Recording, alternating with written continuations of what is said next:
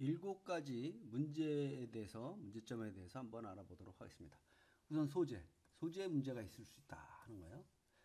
서로 다른 프로세스, 처리기, 기계, 응용의 속성 이해하기, 품질 보증, 비용, 가용성에는 이제 지식재산권에 대한 제약이라든지 독립 공급자, 또 혼합 소재의 사용, 재활용성, 생체 적합, 이제 이런 그 소재의 문제가 있을 수 있다는 거고.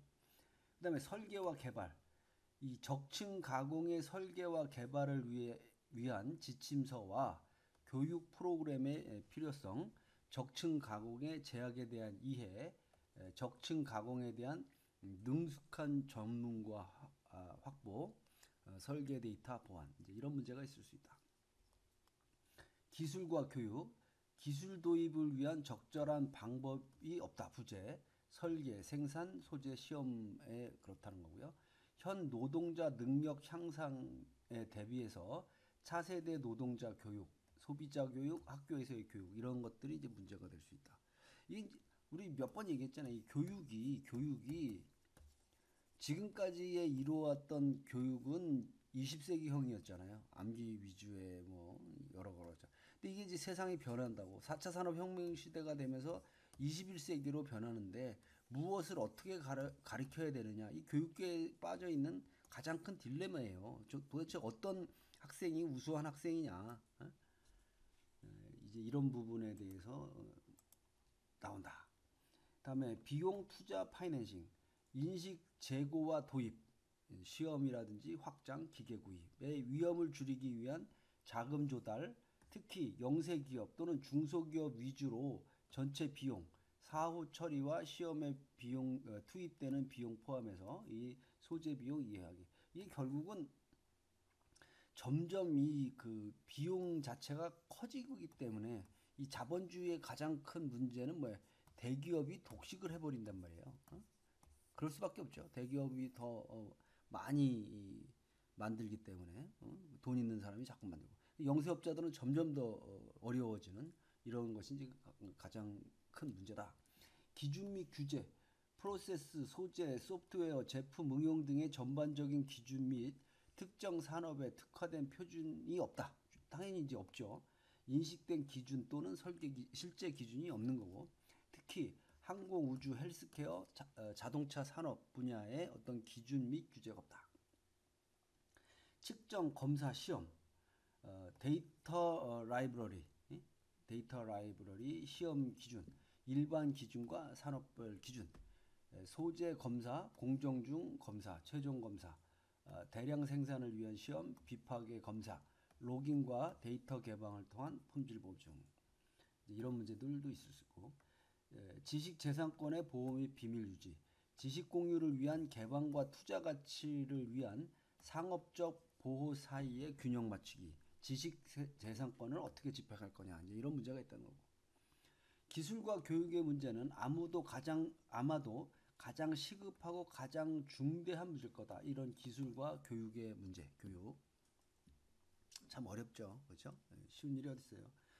이 교육을 보면은 모든 게 다 그런 것 같습니다. 뭐 그 요리사가 되는 것도 그렇고요. 요리사가 됐다고 뭐 요리학원 뭐 1, 2년 다니고 했다고 해서 요리사 되는 건 아니잖아요. 그럼 다시 또 어떤 밑에 그것도 막 따지더라. 뭐 한식으로 갈 거냐, 중식으로 갈 거냐, 일식으로 갈 거냐 해서 그 밑에 가서 또 최소한 10여 년 또 공부해야 되잖아요. 그런 것처럼 과연 그럼 이 3D 프린팅에 대한 기술이 어떻게 교육할 거고 어떻게 유지될 거냐 하는 문제를 꺼내는 거예요.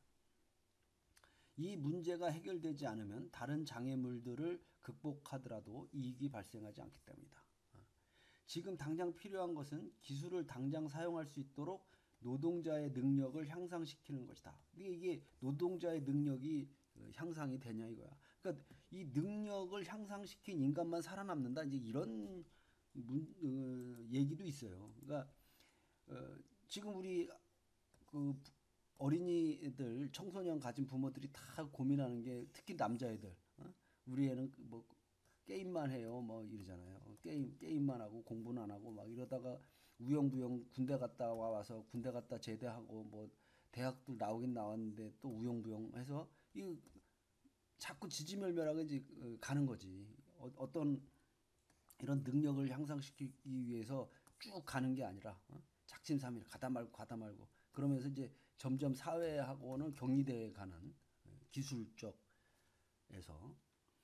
하지만 적층 가공 기술을 제대로 활용할 수 있는 기업 전략을 노출하기 위해서는 회사 고위 임직원이 전체적인 상황을 파악하고 프로그램을 이해하고 있어야 한다. 매우 복잡한 부품을 설계하는데 기존의 컴퓨터 드래프팅 방식을 사용하면 종종 파일 사이즈가 매우 커진다. 이제 파일 사이즈가 커지면 소프트웨어나 하드웨어가 고장나거나 느려질 수 있는 가능성이 있죠. 여기는 뭐 단정했어. 느려질 수는 있어요. 그죠? 램을 많이 차지하기 때문에. 설계가 완료된다 하더라도 이렇게 큰 파일은 데이터 전송 시에 문제가 생긴다. 3D 프린터를 완벽하게 활용하려면 설계자들은 약간의 수정된 신제품을 생산하는 것에 그칠 것이 아니라 제품에 둘러싼 물리학을 이해해야 한다. 이를 위해서는 매우 다른 설계 도구를 사용해서 소프트웨어와 상호작용을 하는 새로운 방식이 필요하다. 자, 이제 3D 프린팅 뭐 비교적 이해하기 쉬운 분야였고 우리가 이제 피부에 닿을 수 있는 예이기 때문에 오랜만에 편안하게 공부할 수 있었어요. 3D 프린팅과 적층 가공 기술 덕분에 특수 부품을 비롯해 기존 제조 기술로 만들 수 없는 제품을 생산할 수 있게 되었다. 지난 25년간 이루어졌던 꾸준한 기술 개발을 통해 적층 가공은 집적 회로나 생체 조직이 포함된 멀티 소재 제품을 생산하는 데 능력을 갖췄다. 3D 프린팅은 맞춤형 제품과 서비스를 제공하면서 식품과 헬스케어, 항공 우주 산업 등 거의 모든 산업에 영향을 끼치고 있다. 이게 이제 뭐 항공 우주 산업까지도 있는 게 이제 우리가 위성을 띄우잖아요. 뭐 자꾸 요새 하는 게 뭐 우주 여행한다고 그러는데 그럼 이제 여러분들 그 영화도 많이 보셨지만 이 우주선 안에서 부품이 없어, 물건이 없어. 그럼 어떡하냐? 이걸 어떻게 할 거야 우주에서? 그럴 땐 여기서 연락하잖아요. 이런 걸 이렇게 만들어라 해가지고 3D 프린터로 생산할 수 있다. 뭐 이제 그런 개념. 적층 가공 기술로 인해 경제적으로 타당한 소량 생산, 빠른 시제품화 이건 아까도 얘기했죠. 옛날 같으면 진짜 그 금형 만들려고 세월 다 갔는데 돈도 다 들고 생산의 탈중앙화 분산이 가능해진다. 관련 기술은 향후 10년 내에 빠르게 성장할 것으로 예상된다. 적층 가공 기술 확산이 경제에 끼치는 중요한 영향 중 하나로 제조업의 생산 기반이 선진국으로 되돌아오는 리쇼어링을 꼽을 수 있다. 그러니까 지금은 어떤 식으로 많이 돼 있습니까? 그 노동력이 싼 개발도상국으로 공장을 옮기잖아요. 공장을 옮겼다가 거기서 생산해서 물건을 갖고 왔는데 이제는 그럴 필요가 없다는 거지. 사람이 만드는 게 아니라 3D 프린터가 만드는 거기 때문에. 여기 이제 적층 가공 기술이 저임금 노동자들을 대체하기 때문이다. 결국 이제 인간이 또 필요 없다. 맨날 얘기하는 게 그거잖아. 그죠? 그 결과 개발도상국들은 저임금 노동력을 기반으로 하는 개발 전략에 차질을 빚게 되고 일자리가 줄어들면서 실업률이 상승할 것이다. 3D 프린팅과 적층 가공 기술은 제품 설계와 생산이 분산되기 때문에 생산물 책임이나 소유권에 대한 문제가 발생할 수 있다. 소스와 프린팅 제품이 갖고 있는 이 분산적인 특징은 매우 중요한 우려사항이므로 이와 관련한 깊은 논의가 요구된다. 생산 정보는 데이터 형식으로 존재하며 이는 데이터 규제 정책에 혼란을 가져올 수 있다. 이게 이제 3D 프린터링은 데이터 형식, 이 생산된 정보가 데이터 형식 파일로 돼 있어요. 그렇잖아요. 그 파일 갖다 넣으면 만들잖아. 그러다 보니까 한동안 그 오토캐드라는 걸 또 많은 사람들이 다시 공부하고 그 오토캐드로 만든 파일로 제품까지 만들 수 있었기 때문에 굉장히 각광을 받을 수 있었거든요. 이제 이런 게 혼란을 가져올 수 있다는 거야. 다른 4차 산업혁명의 기술들과 마찬가지로 3D 프린팅이 첨단 소재, 사물 인터넷, 블록체인, 생명공학 기술 등과 결합되면 혁신의 기회가 증가된다. 하지만 동시에 보안과 안전, 정책에 있어서 이해관계자들의 협력과 대화가 요구된다 하는 거고요. 결국 이제 여기에 이런 3D 프린터에 사물 인터넷, 블록체인, 생명공학, 인공지능 이런 것들이 장착을 하게 되면 이거 되면 어떤 혁신의 기회는 증가될 거다. 이제 이렇게 여러분들이 생각하시면 되겠습니다. 이제 우선 이제 4차 산업의 창업 생태계를 이해해. 지금 창업을 해야 돼. 근데 과거로 돌아갈 순 없잖아요. 이런 얘기 하면 이상하지만 옛날에 이 방앗간이 어마어마한 이게 공장이야, 공장. 또 라떼 얘기한다, 그죠? 이 방앗간이 없는 동네도 많잖아요. 내가 가끔 세계 테마 여행 보고 그러면 이제 저쪽 라오스나 캄보디아 이런 데는 방앗간이 없어서 일일이 다 사람이 하잖아. 그런 동네에 방앗간이 하나 들어섰어. 그럼 이게 뭐야?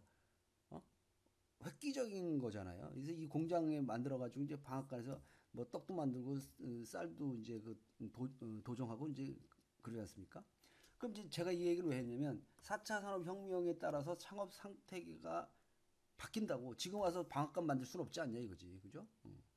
자, 그러면 어떻게 미래 사회가 변화될 거고 이러한 변화된 미래 사회에 따라서 4차 산업혁명 분야에 어떤 분야에 창업이 증가될 건지를 미리 알아봐야 될 거다 이거지요. 그래서 일단 예측하기는 4차 산업혁명 시대에는 스마트카, 로봇, 음성인식, 빅데이터 등 인공지능과 ICT 융합 기술 관련 창업이 증가할 것으로 전망된다라고 다른 전문가들은 전망하는데 제 전망은 이런 모든 것이 다 대기업 독점 산업이 될 거다 하는 게 이제 저의 부정적인 생각이라는 거죠. 결국.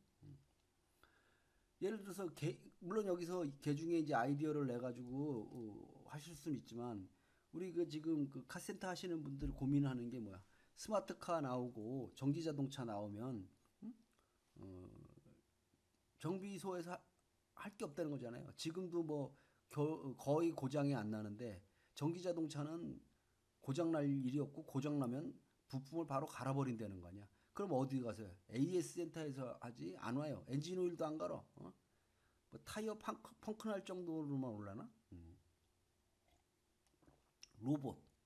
로봇도 개인이 어떻게 만드냐고요. 그리고 지금 열심히 무슨 개인용 아두이노라든지 라즈베리 파이들 가지고 해보는 많은 그런 걸 하고는 있죠, 그죠? 음성 인식, 빅데이터.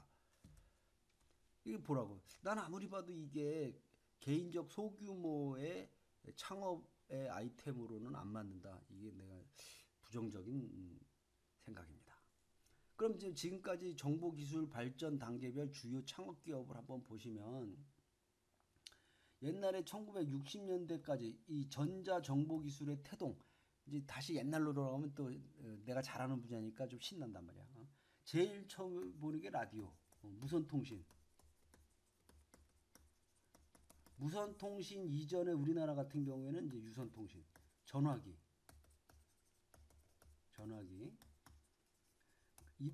그것만 봐도 돼. 이 당시에 1980년대 가장 좋은 회사가 한국통신이었거든요.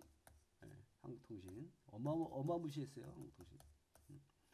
그래서 이제 아날로그의 전기 기계식 컴퓨터가 이제 31년에 만들어졌다 그러고, 그다음에 이제 컴퓨터의 개념, 폰 노이만 방식이 이제 37년이라고 그러고, 그러다가 이제 애니악이 45년에 나왔어요. 이제 컴퓨터 같은 게 이제 45년에 나와서 불과 50년 만에 이제 우리 생활에 없어서는 안 될 그런 게 됐고, 트랜지스터가 47년에 발명이 됐으니까 트랜지스터 우리 인류를 또 바꾼 기술 중에 하나가 트랜지스터죠. 그 다음에 이제 마이크로 칩이 59년, 마이크로 프로세서 칩이 59년에 나왔다. 이러다 보니까 이때는 이제 방송 미디어. 그래서 이게 영국의 BBC가 그 마르코니가 무선통신 성공하면서 만들어졌다는 거 아니에요, 그죠? 이제 소비자 가전이 이제 달라지기 시작했고, 그 다음에 이제 반도체가 나오고, 메인 뭐 이런 거. 하다 보니까 이제 IBM이 1911년에, 그 다음에 뭐 인텔이 1968년에 창설이 됐습니다. 그 다음에 이제 그 인텔의 마이크로 프로세서 공개가 71년에 일어났고요.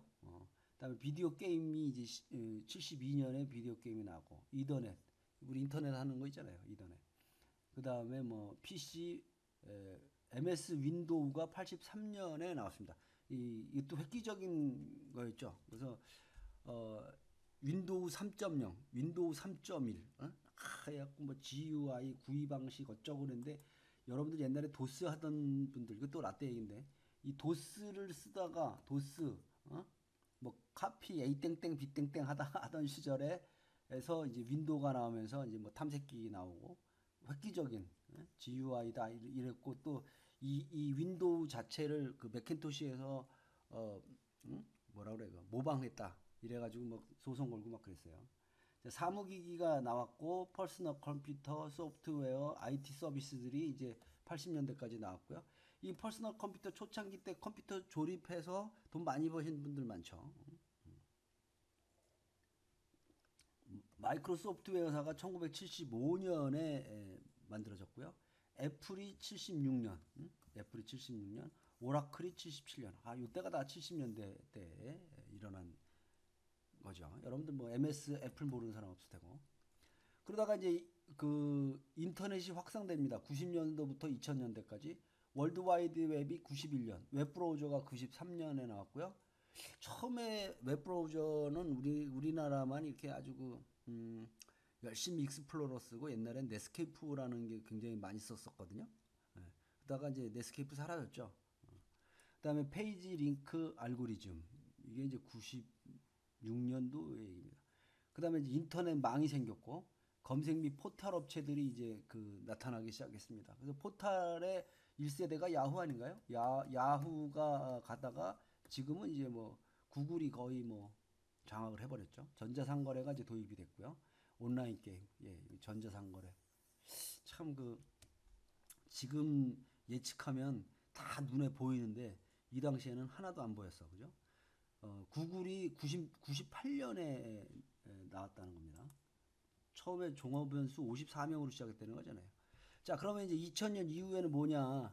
스마트폰 플랫폼. 근데 이 스마트폰은 우리 LG에서 포기할 정도로 보면은 결국 이거는 이제 개인적인 창업 분야는 아닌 것 같다. 클라우드 컴퓨팅 개념이 2004년, 딥러닝이 2004년, LTE 2009년, 음성 인식이 이제 2010년. 뭐 이제 이런 건데요. 스마트카 이것도 뭐 그렇고 SNS 로봇 뭐 테슬라가 2003년에 6명으로 시작됐다. 이거 뭐 테슬라 지금 뭐 거의 뭐 100조 100조 원대가 넘더만요. 173조라나 뭐. 페이스북이 이제 98년에 10명으로 이제 시작했다는 거고. 전 지금까지도 꾸준히 이 페이스북이 과연 이제 뭐 누군가는 기업 가치가 무슨 10조다 이런 사람도 있는데 나는 아무리 생각해도 페이스북이 10조까지 갈 것 같지는 않아요. 그건 뭐 사람마다 다 다른 예측이겠지만. 그러다 보니까 이제 4차 산업혁명의 창업이 증가되는데 혁신 기술을 기반으로 하는 창업 기업은 질 높은 일자리를 창출한다. 아주 좋은 얘기야. 근데 혁신 기술을 기반으로 해야 되는데 이 혁신 기술을 공부해야 되는 게 점점 많아졌어. 이 넘사벽이야. 예를 들면 지금 뭐 인공지능 한다 그러잖아요. 인공지능 공부하지 말라는 건 아니야. 공부를 하는데 이 인공지능으로 창업 정도 하려면 배워야 될 게 어마무시하게 많아. 기본적으로 뭐 시연 누구 파이썬만 하면 됩니다. 여러분들 파이썬만 공부해봐. 내가 장담하건대 파이썬만 공부해갖고는 안 돼요. 더 기본적인 수학을 해야 돼. 수학도 그냥 수학하는 게 아니야. 어려운 대수학, 행렬식부터 시작을 해가지고 이런 개념들이 다 들어와야 돼. 왜 그러냐면 이제 블랙박스라고 그러잖아. 여러분들이 입력을 해요. 데이터를 입력을 하면 이놈이 출력을 해준다고. 출력을 해서 답을 탁 내주는데 문제는 이 출력이 맞았는지 틀렸는지 검증이 안 돼. 그러니까 이걸 또 누군가 검증을 해야 돼. 당연히 컴퓨터가 했으니까 맞겠지 하고 간다고. 근데 이 안에는 여러 가지 제한 조건이라든지 이런 그 수학적인 모델이라든지 이런 부분들이 틀릴 수도 있기 때문에 이런 게 어려워. 그러니까 1980년 이후에 창업기업들은 연평균 280만의 일자리를 창출한 데 비해서 일반 기존 기업들은 140만 개의 일자리가 감소됐다. 지금 이렇게 보면은 어떤 사람 맨날 이러잖아. 일자리를 창출했다. 280만 개를 창출했다. 130만 개가 감소됐다. 이제 첫 번째 내가 이 130만 개 안에 들어 있으면 이제 어마무시한 거고, 사실 또 이 280만 개가 제대로 유지되기는 점점 어려운 그런 세대다. 한마디로 배울 게 더 많아졌다는 거예요. 배울 게. 그래서 지금 미국의 창업 기업을 한번 보시면은 스타트업의 일자리 창출이 뭐 100만 개래요. 이제 이렇게 나온 데에 비해서 기존 산업의 일자리는 점점 이만큼씩 감소하는 거지. 감소했다. 그러다 보니까 이제 우리는 앞으로 할 거면 4차 산업혁명에 창업을 하려면 이제 이런 혁신 기술을 가진 창업을 해야지 기존 일자리를 창업해 갖고는 어렵지 않겠냐. 이제 결론. 자, 유니콘 창업 기업이 증가할 거다. 유니가 이제 하나라는 뜻을 하잖아요. 콘은 이제 뿌리 하나인 유니콘. 이게 이제 뭐냐면은 굉장히 그 좋은 기업들을 이제 우리가 유니콘이라고 기업들이라고 하고요. 글로벌 시장 조사 기관인 여기에 따르면 2018년 12월 기준 기업 가치 평가 1조 원 이상, 그러니까 1조 원 이상이 되는 기업을 유니콘 기업이라고 그러고요. 이런 게 317개가 있고, 이들 기업의 가치가 약 한 1000조 원 정도 될 거다. 미국과 중국 기업이 약 각 150개. 미국의 유니콘 기업 150개, 중국 기업 150개. 그러니까 이 중국이 어마어마한 속도로 성장했다는 걸 볼 수 있죠. 그 다음에 미국이 150개가 있고 중국이 91개가 있다는 거예요. 유니콘 기업이. 전체 유니콘의 76%를 이 두 나라가 가지고 있다. 그 다음에 이제 영국, 인도, 독일, 한국, 이스라엘 순으로 있다는 거고요. 우리나라는 2018년에 4개 기업, 블루홀, 우아한 형제들, 비바 리퍼블리카, GP 컴퍼니, 이제 이런 4개의 회사들이